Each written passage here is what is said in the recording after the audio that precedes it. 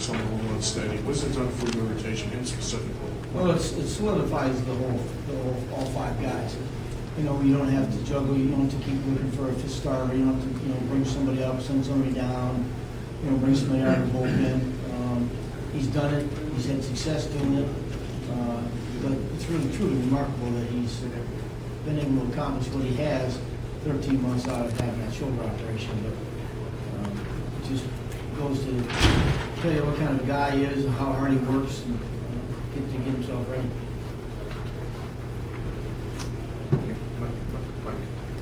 Terry, I remember when we talked to you in spring training, you were upbeat, optimistic, even if you were one of the few voices who seemed to be that way in spring training. And I think maybe it was easy to wonder if you were just doing what managers have to do in February and try and keep a positive atmosphere. Obviously, 70-some games in the season, it looks like you really didn't know what you were maybe had in store there. I mean, do you remember in those opening in February thinking that what you've seen over these 470 games or what you thought you could see? Well, Mike, there's been a lot of variables involved, but as I've said before, when I sat down before I came to spring training, before we opened up, I mean, I looked at the names on the list that were coming to camp.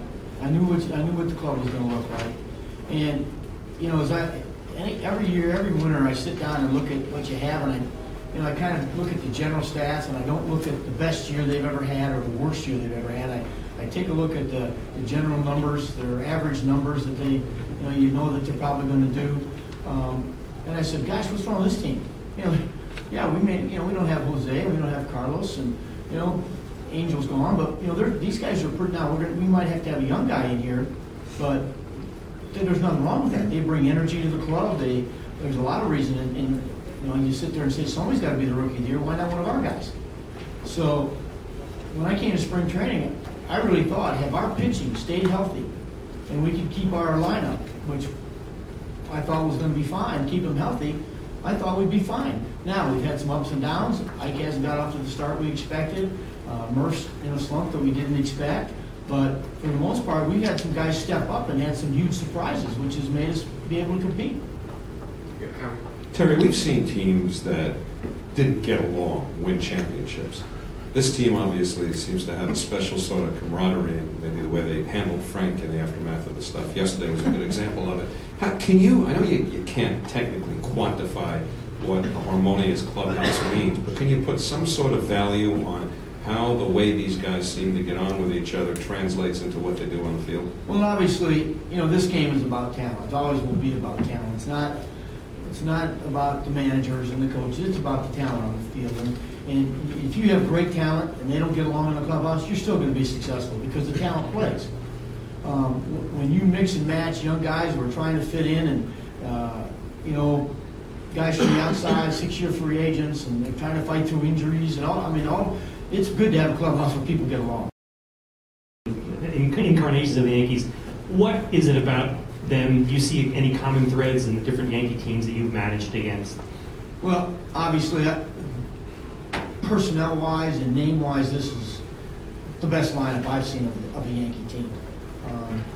But I will tell you something. Back when I was managing Anaheim, and they won 118 or whatever they won that one year, that was a very, very good team. The pitching was outstanding.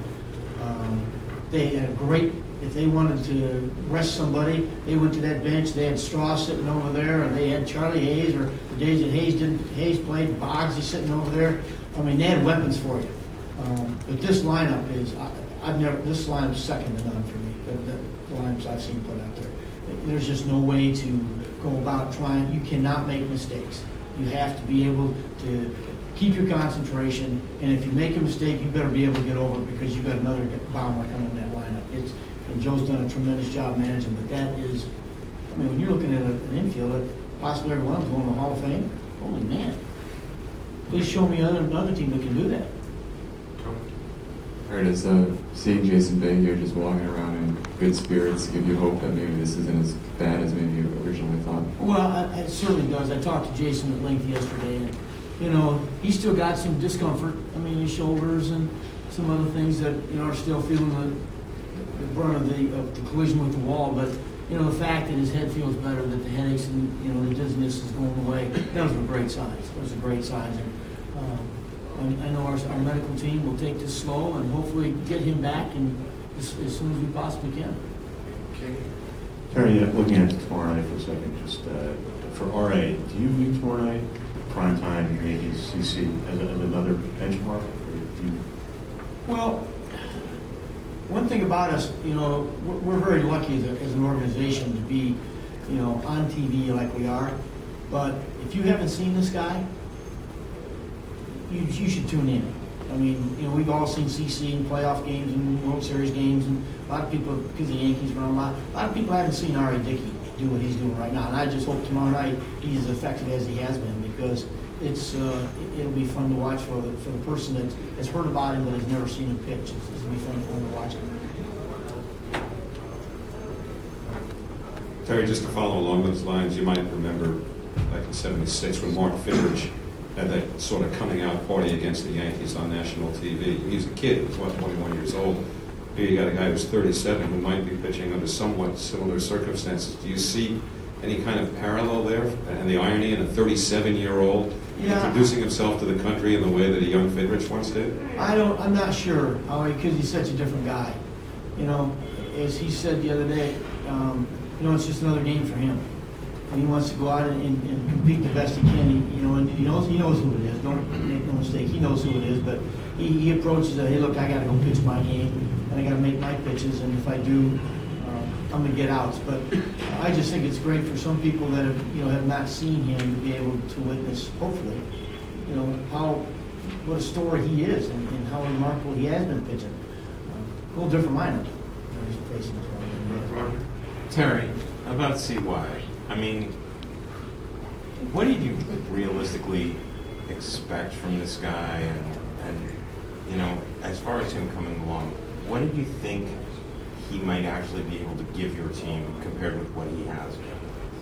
When we signed CY and he came to spring training and he told me what he'd been doing, I had a conversation with Johan and said, hey, here's what CY's been doing. Compare it to where you were at this stage. And he said, well, he's going to need a break. He's going to need a break. It's really difficult. You're going to feel good, and then you're going to feel your body's going to get slammed. So I wasn't sure what to expect. I thought, okay, we've got to manage this whole thing again. We've got to make sure we put him in the right situation so that the rest is going to be comparable to what he's going to need to recuperate. And he hasn't needed any of that.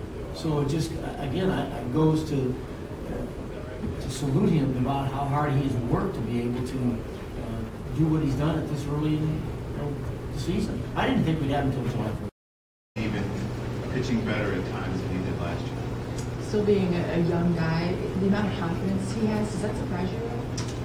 When you win as much as he does, you can get confident. But I don't think he takes it for granted. He works extremely hard. He goes over a lot of little details to make sure that he's prepared for every game. What are some of the details that he's... Well, he's going to look at film, he's going to look at hitters, he's going to look at numbers, and he worries about what he's doing and making sure he stays strong, and he does all those things.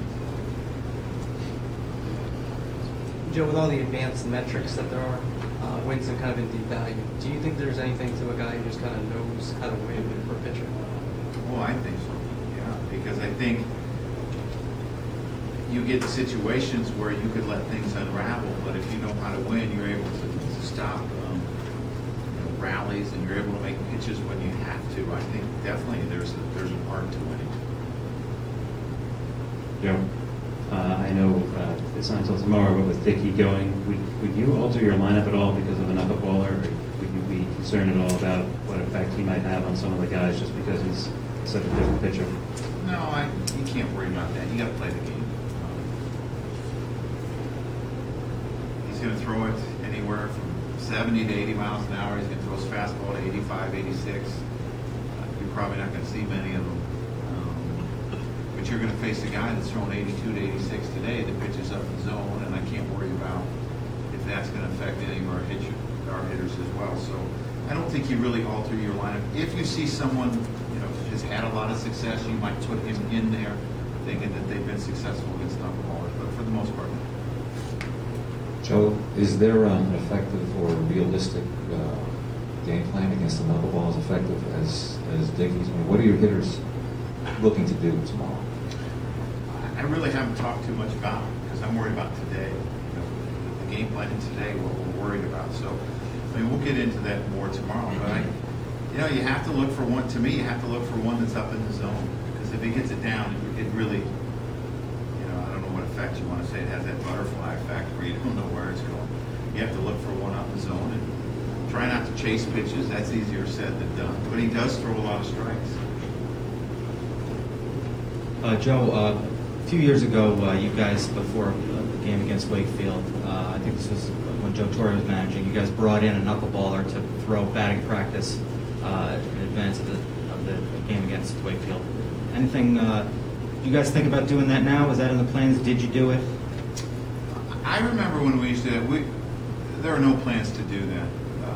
Those guys aren't really easy to find either. They're not really lining up, but I'm sure if it's written in the paper tomorrow, we might have a few calls, but we have no plans to do that. Joe, I don't know if one game is enough for you to get a read on it, but City Field is a little different than it was last year. Did it seem any different? And also, these Mets are different from the ones you've seen in the last couple of years, and what do you think about the sort of the new look for them? Yeah, they obviously have a lot of young players that have talent here, is what we've seen. You think some of them have gotten off to slow starts this year, but I look up at the board last night. You look at Duda's numbers over 600 at bats, and they're pretty darn good. I mean, they're pretty darn good. So, these guys have played hard. They've had to deal with injuries. They've done a lot of things to keep themselves right in this race.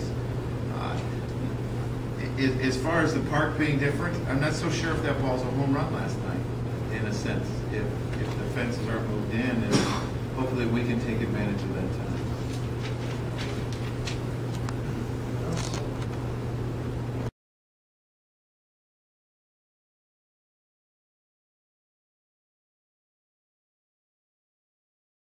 Not yet. I don't think you really see a whole lot of different emotions until maybe the day they pitch, possibly. My guess is you're not going to see any different of a CC tomorrow than you would on any other day. But, there could be. Who knows? There could be, but my guess is no.